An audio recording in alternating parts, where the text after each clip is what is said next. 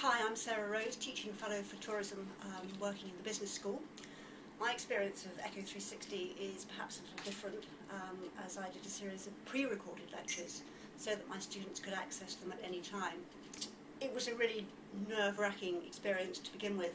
I found it very challenging, really, to sit and talk to an empty room.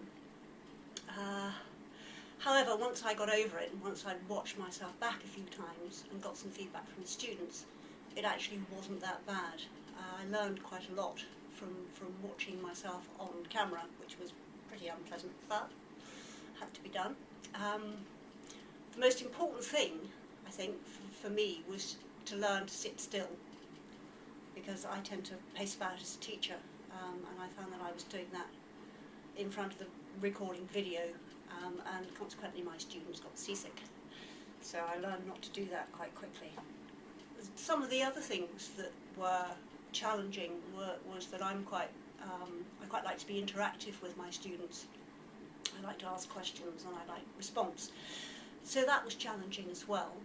But as I got more into it, I learned, because I did one session in the classroom and one session on video, I learned to organise my teaching so that I did most of the input as such to camera and did most of the interactive stuff in classroom. So in that respect it worked quite well for me. Response from the students was on the whole extremely positive.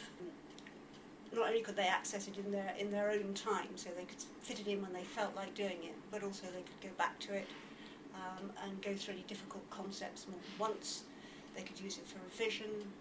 The international students liked it because they could listen to things they found challenging, and they could learn some of the academic language that goes with the subject more easily, because they could simply replay it.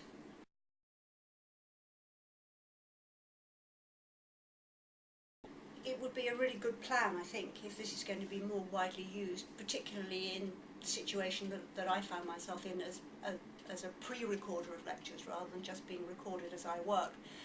If there could be some kind of training, because most people, unless they've worked professionally in the media, have not sat the other side of a video camera and spoken to large groups of students without being able to see the reaction, and then having the unpleasant business of seeing yourself on camera afterwards.